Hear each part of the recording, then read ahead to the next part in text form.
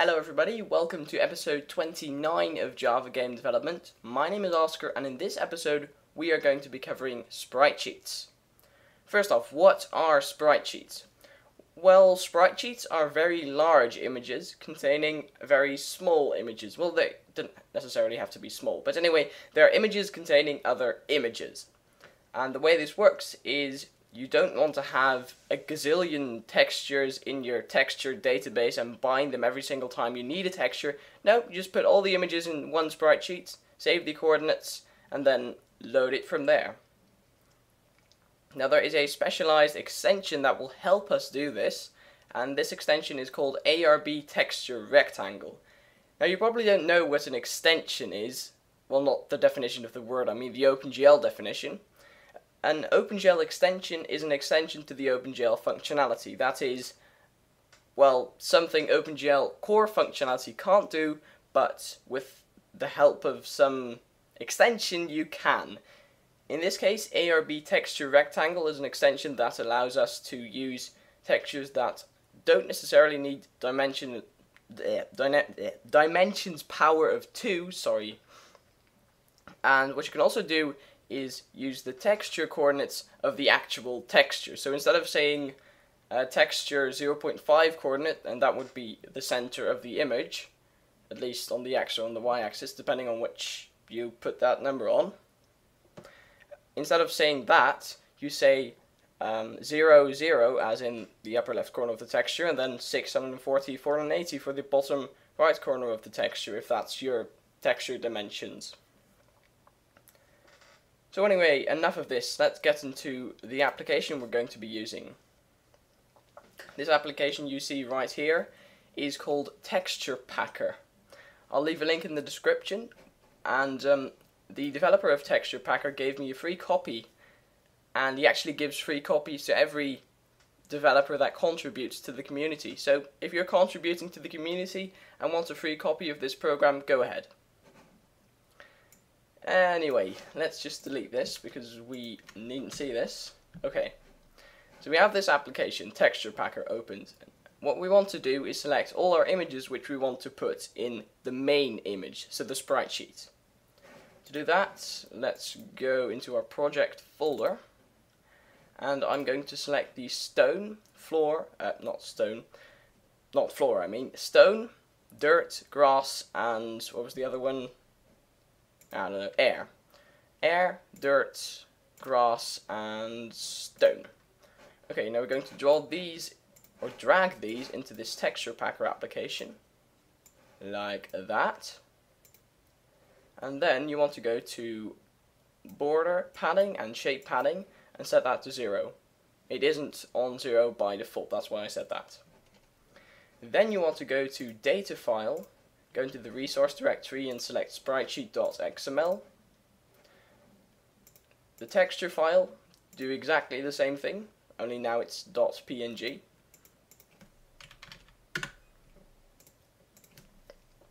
There you go.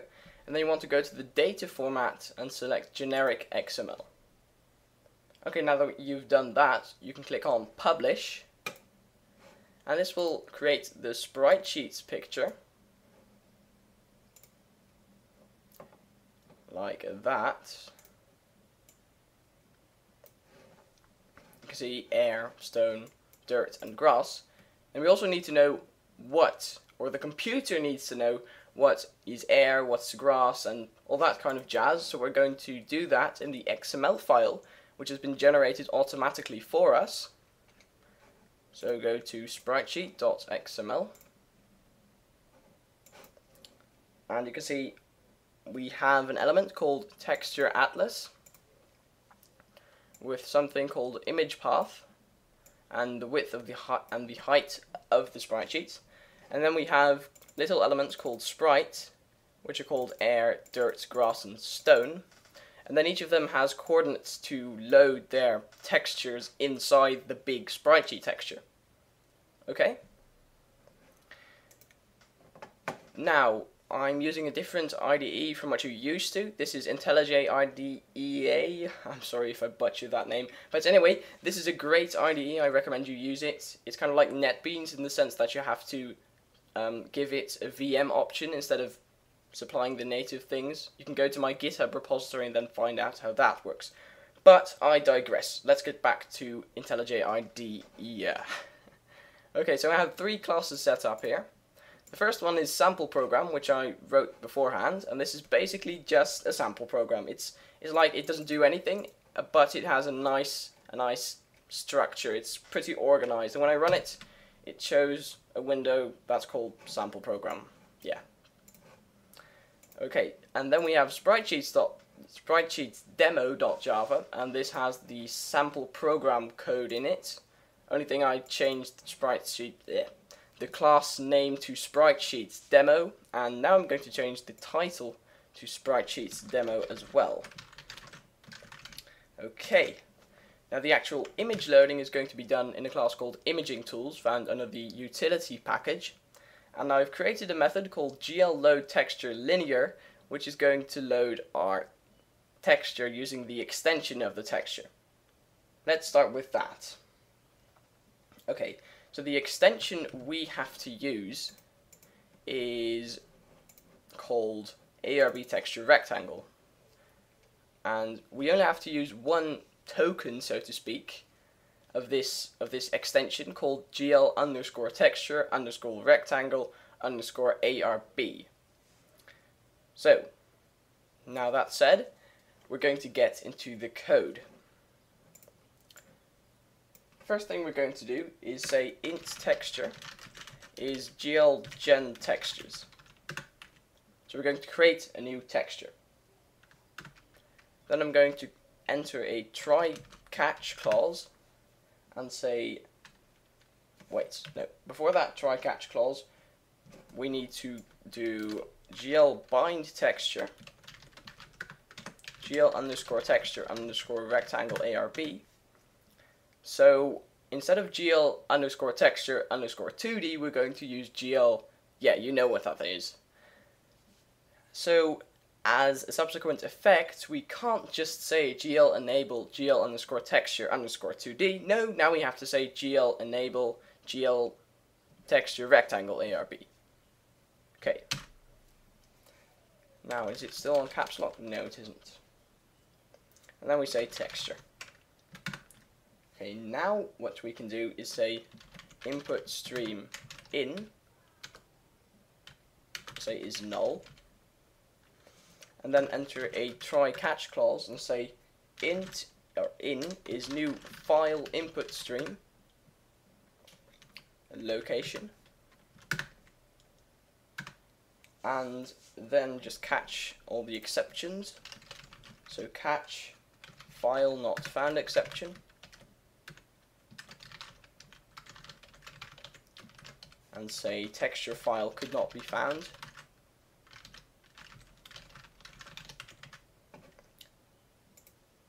So now we can continue. PNG Decoder. Yeah, this is the TWL PNG Decoder class. It's an alternative to the SlickUtil class, and I find it to be a bit more. It gives you a bit more control about of the image, and it doesn't give you like a wrapper class like SlickUtil does. So it's no texture class here involved. So this might be new code to you. I don't know. Let's take a look. PNG decoder is new PNG decoder, and then we need the input stream in, and then we need to catch this exception here.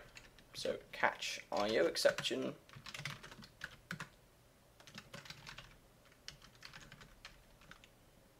and we're going to say failed to load the texture file.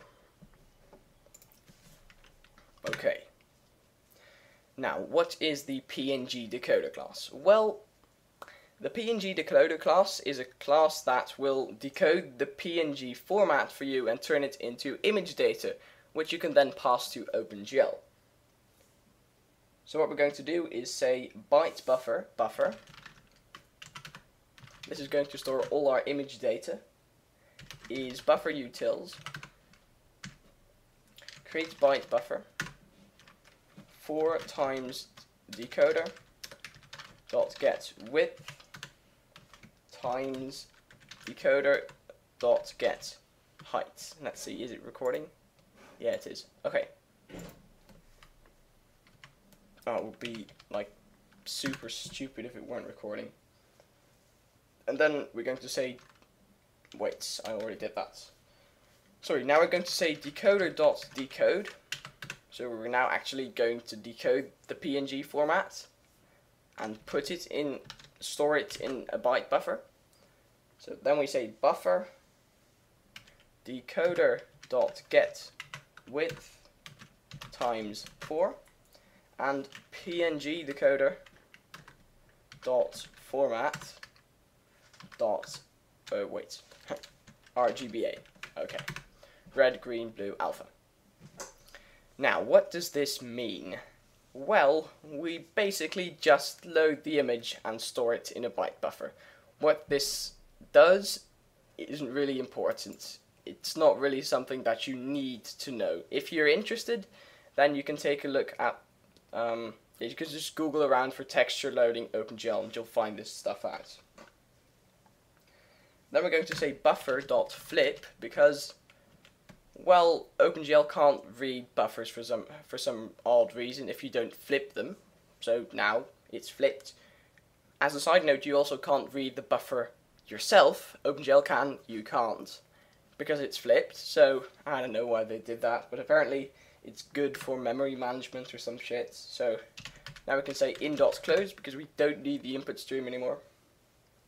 And we can say GL text parameter I, text parameter, no, of course not, GL text parameter I, GL underscore texture underscore rectangle ARB,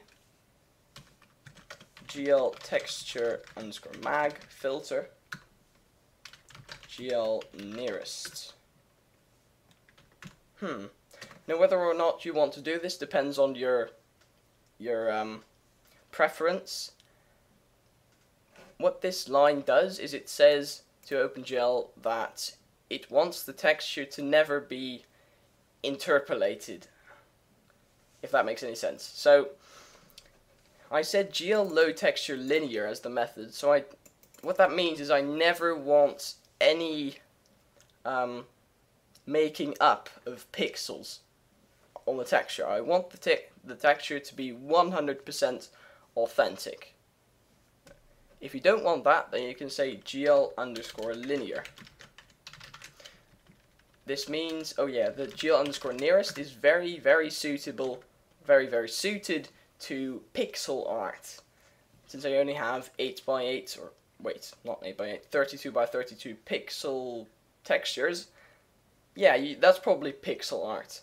But if you're going for the more realistic gameplay style thing, you probably want to go for GL underscore linear, because that's just better in that regard. Now, we need to do the same thing, only for texture min filter. And this does exactly the same as the previous line, only now it also says that when it minifies the texture. Yeah, I probably should have explained that. Magnification of textures is when they enlarge, when they get larger, and minification is when they shrink, okay?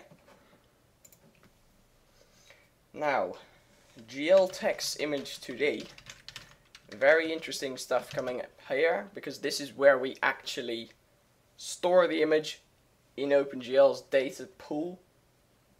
So GL text image 2D, GL underscore rectangle ARB, and then 0. Internal format is RGBA. The wait, I made a mistake here. Yeah, no, I didn't. The width is decoder.getWidth. The height is decoder.getHeight. And let's see. The border is 0. We don't want any borders. The format is RGBA. The type is GL unsigned byte. and the pixels data is buffer.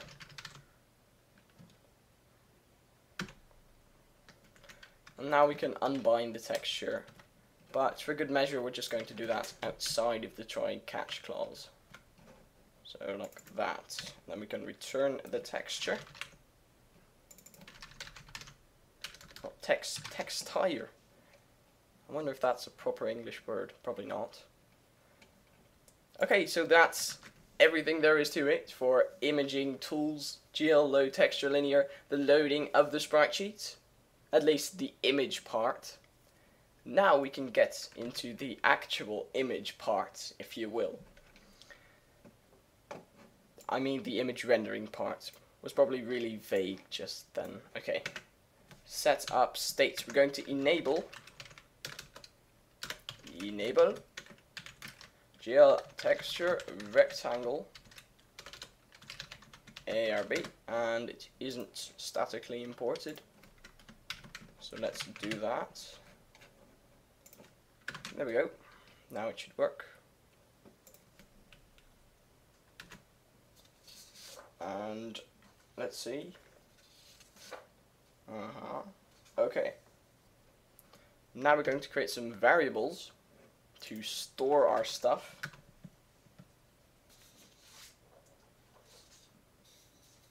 Okay, the variables. We are going to have a handle to our sprite sheet texture. So private static int sprite sheets. We are also going to have a map containing references to the sprites depending on their names. So private static map string sprite. This is a class we're going to implement in just a minute.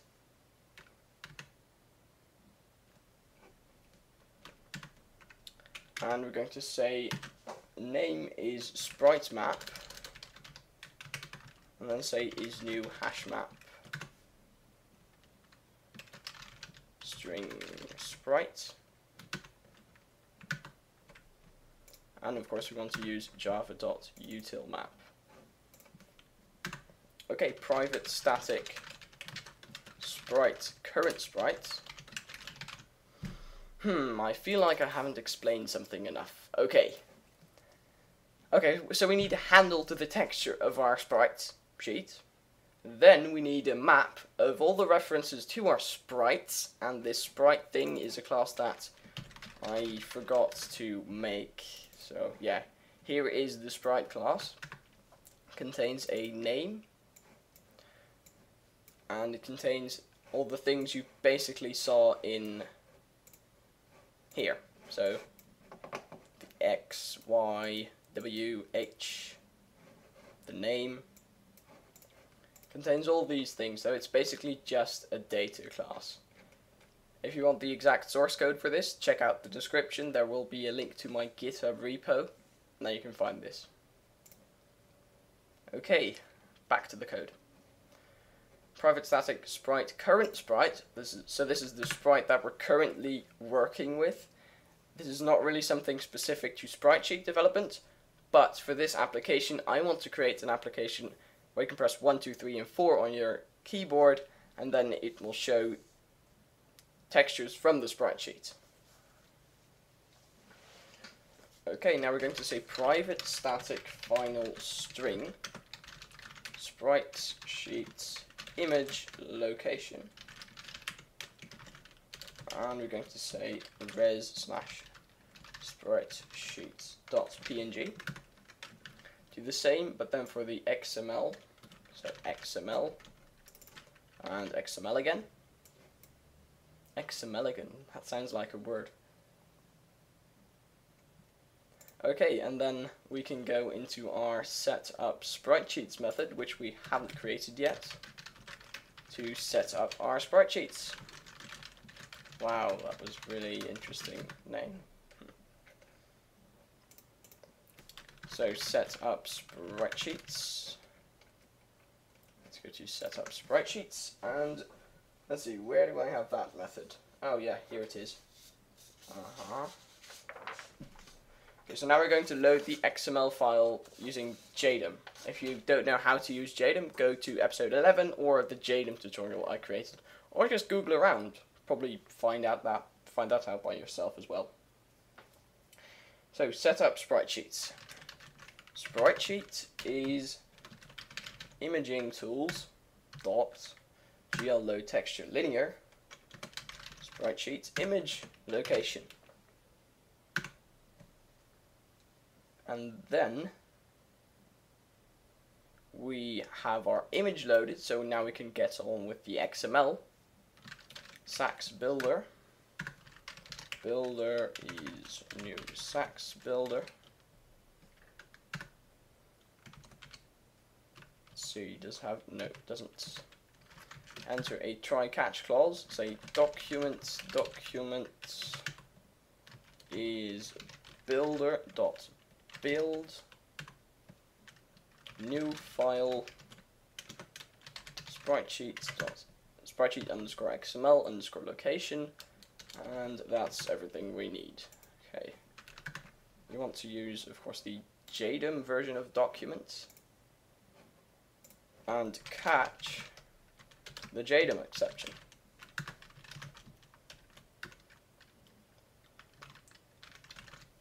Say e.print stack trace and clean up true. And we also want to catch the IO exception.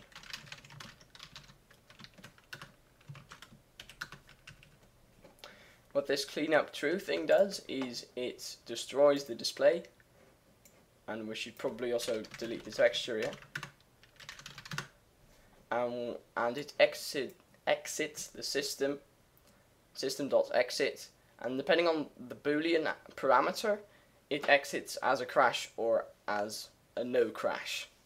If you enter true, it's going to say it's a crash, and if you enter false, it's going to say it was a successful normal exit.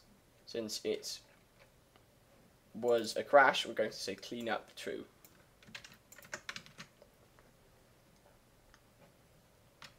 There we go. Now,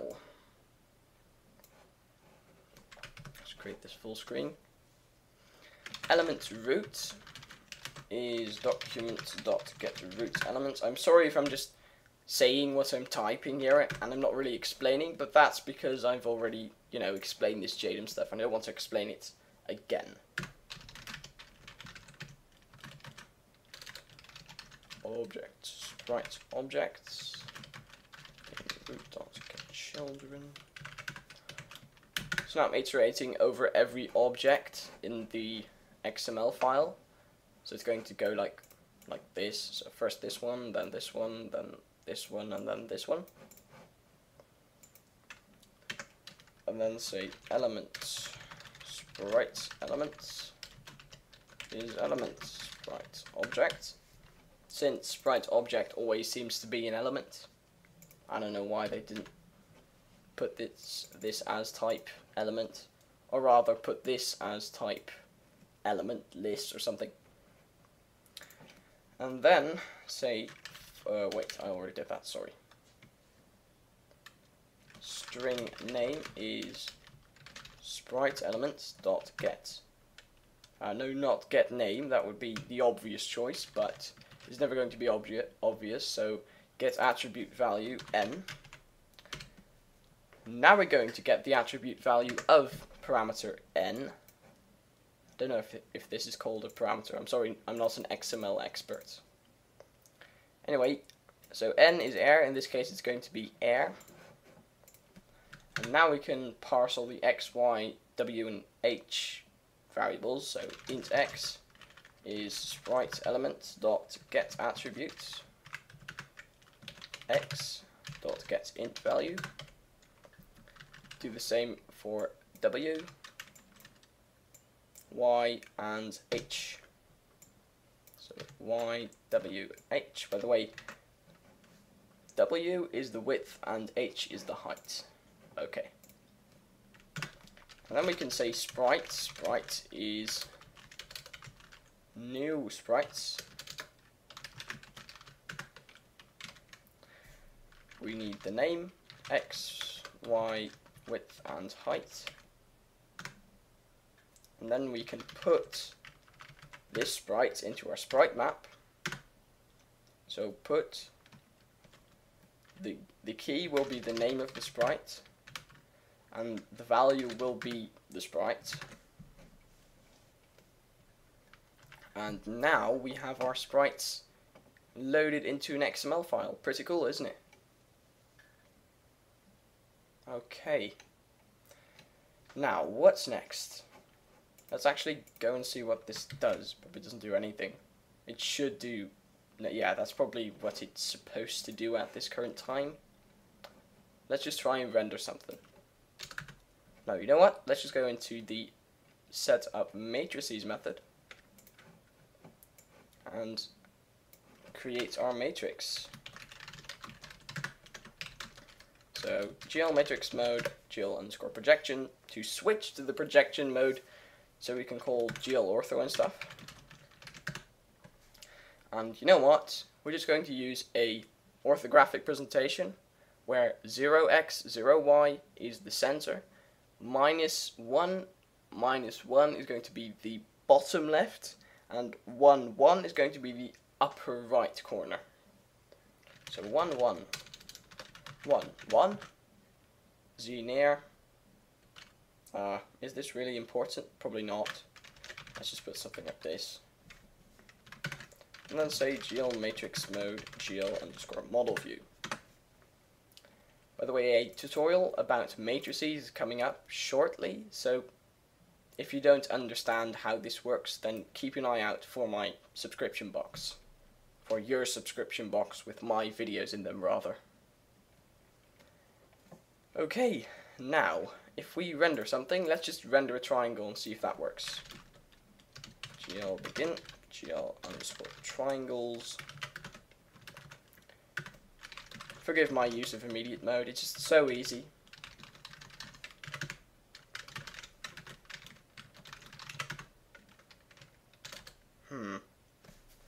Now, fun fact, if you want a face or a shape to be facing toward the camera, and it's a 2D shape in GL ortho, you need to declare the vertices counterclockwise. So that means if I have 3 points, let's see, can I open something like Paint here? Yeah, if you have like 3 points, then you need to declare this one first, then this one, and then this one. Now we actually don't have them arranged like that. We want to have them arranged like this, this, and this. So it's going to be like 1, 2, 3. And this is going to be 1, -1. This is going to be 1, 1. And this is going to be -1, -1. So this is going to be 1, -1. 1, 1. And -1, -1. Damn it. There we go. Now. Yeah, that's a triangle. Just what I thought. That is amazing. Okay. Now what we can do is bind the texture and see if that works. So, we'll bind texture.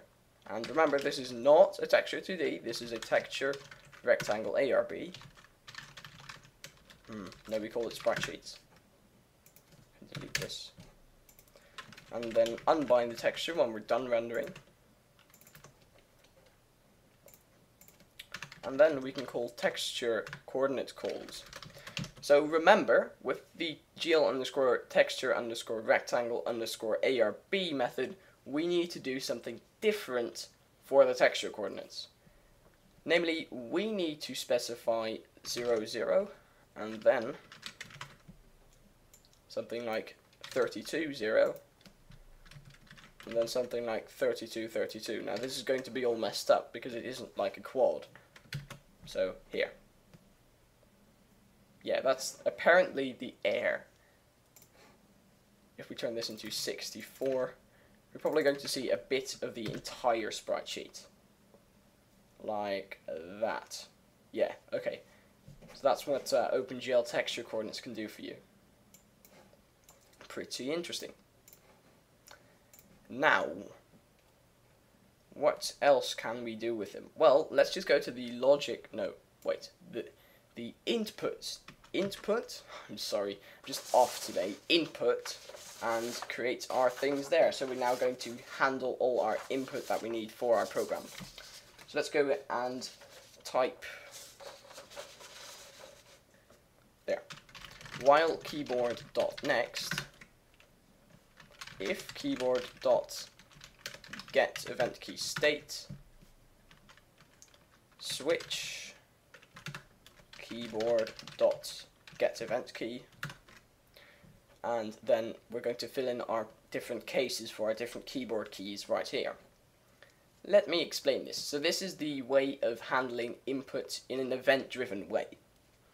What that means is that it doesn't resemble something like if keyboard is key pressed. No, it's more like keyboard is key, or was key pressed, or was pressed at one specific period of time. It doesn't matter which one, it only matters that it is pressed, or it has been pressed. So for example, when we press the spacebar once, what's going to happen is that there is only going to be one execution of the following code. So we're going to iterate over all the event keys, all the keys that have been pressed. Then we're going to say if keyboard.get event key state. What this does is it says if the keyboard was pressed and not released, else we're going to have two versions of the same code. And then we're going to say switch keyboard.event key. So we're going to switch over all the different keys that it could have been. So case keyboard key 1, we're going to say current sprite is spritesmap.get stone. So 1 is going to be stone. Oops, forgot the semicolon here. Semicolon, mind you. Case keyboard dot key 2. Then we're going to say dirt. So current sprite is spritesmap.get dirt. By the way, I'm working on Windows again, so I have proven that I am not a Mac fanboy. Now, to be honest, I did it for one reason. That was that this version of Windows, the graphics drivers on Windows are much better, much higher in OpenGL version support than on Mac. Because here I can use OpenGL 3.3 and on Mac I can only use OpenGL 2.1. That's why I did it. Current sprite is spritesmap.get grass. And you know I can just duplicate this. Actually I can't. Just duplicate it like this. 4 is not grass but dirt. And there we go, that should be everything we need for the input method. Now for the actual drawing method for the textures. What we're going to do is say, instead of GL triangles, GL begin, GL quads. If you don't want to use quads, you're just going to have to replicate all the different vertices and texture coordinates and put them in 2 triangles. No, that's not what I want. GL end, there we go. And, hang on, this is not what we want actually. We need to declare some variables before this. And let's see, how do I put these variables? Yeah, here it is. We need an x, a y, an x2, and a y2. So what this means is that we have like that, and there's like this big sprite sheet. And what we're going to specify are these 2 coordinates. So this one and this one. This is x, y, this is x2, y2.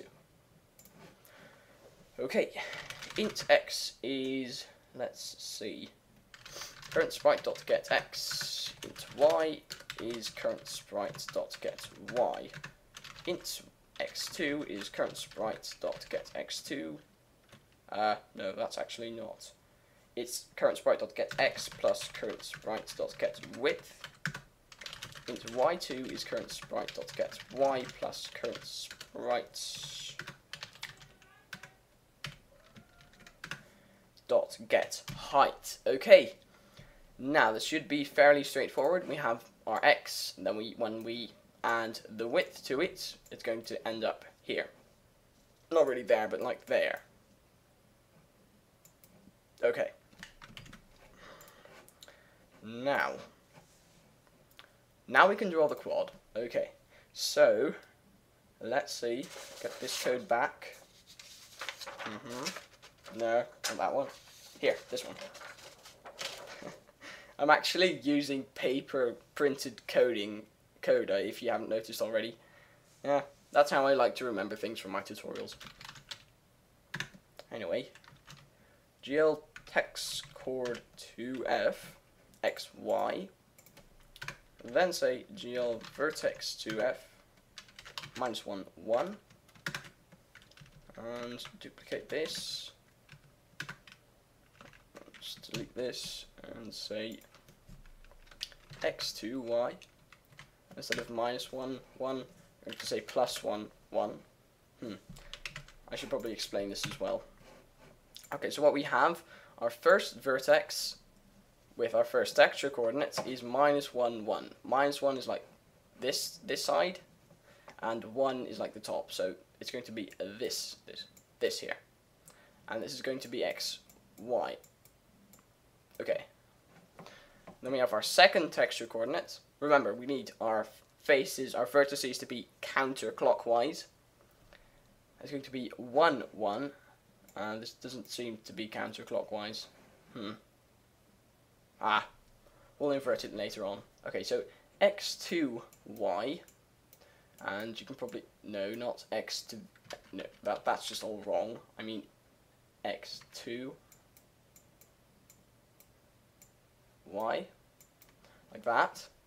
And then our third vertex is going to be GL text chord 2f x2 y2 GL vertex 2f 1 -1. So this is going to be like this. Yeah, like that. x2 y2. I really can't just write with a mouse, sorry. And then finally it's going to be xy2 and say GL vertex 2f. Can you guess what it should be? There is only one possible solution left. Have you guessed it already? Okay then, let's see if it's correct. -1 -1. Yeah, that's the bottom left corner. So like this. xy2. Okay, now let's see if this works. I really hope it does. Probably doesn't. Nope. No pointer exception. Well, we all love those, don't we? Aha. Well, yeah, okay. We need to initialize this current sprite thing, or else it won't work. You see, what we have to do is go to setup states. If you can find it, yeah. Setup states and say current sprite is sprite map.get. What is it going to get? Well, let's say air. And setup state should be after the setup sprite sheets. Let's see if that's... No. There we go.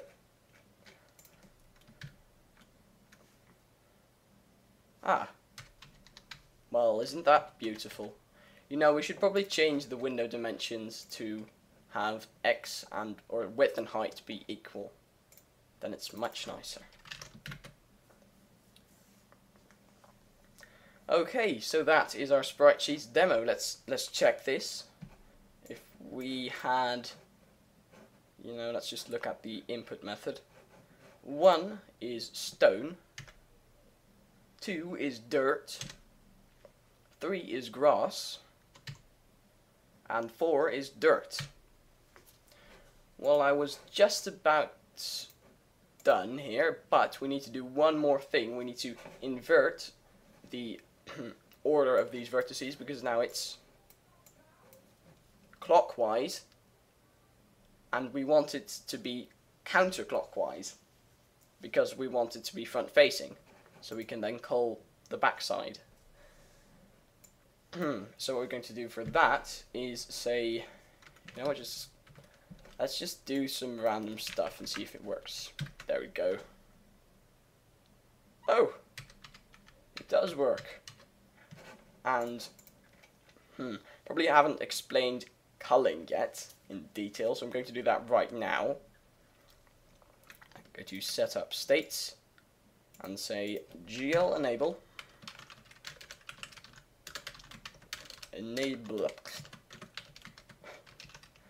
GL underscore cull face, GL cull face, GL underscore back. What this does is this enables culling, a technique whereby the either front, back, or both of them sides are removed from the object. Wow, that was a completely correct English sentence, I'm sorry. Then we say GL cull face to indicate which face we want to get rid of. So you can see here, we have gotten rid of the back side, which you can't see, but if we get rid of the front side, we shouldn't be able to see anything. If we do, no we don't. Okay, luckily. Okay, now, I hope you understood everything that I explained in this tutorial. If you didn't, please leave a comment in the comment section below, and please do follow me on Twitter, or send me a mail, or, you know, just, if you have any problem with this source code, go to my GitHub repository and make sure you have the exact same code as I put in there. And if you don't, look up the differences and stuff, because oftentimes I just have people asking me, oh no, this doesn't work, and I say, have you copied the code from the GitHub repository yet? And they say no, or they're just awfully silent. That means that they solved the problem, but they didn't want to admit it. Nah, just kidding, guys. Please do check out the GitHub repository. That was not a joke. Okay. I hope you learned something from this tutorial. If you have any questions, please leave them in the comment section below. As I said 3 times now, we're all great. Let's see, did I have anything else to say? I feel like I'm forgetting something, and it's like I'm going to regret it, and I'm going to say, well, next episode I'm going to say this at the end, but I can't. Oh yeah, one thing I want to say is exams are coming up, so that could be an excuse for no more videos for the upcoming 2 weeks. I don't know, could be. I have exams the day after tomorrow, so I'm still making a video, you know. If I have time, I'll make videos. If I don't, well, I'll let you know via Twitter. Oh yeah, follow me on Twitter. Okay, said that also 2 times now. I'm sorry, peace out, Oscar.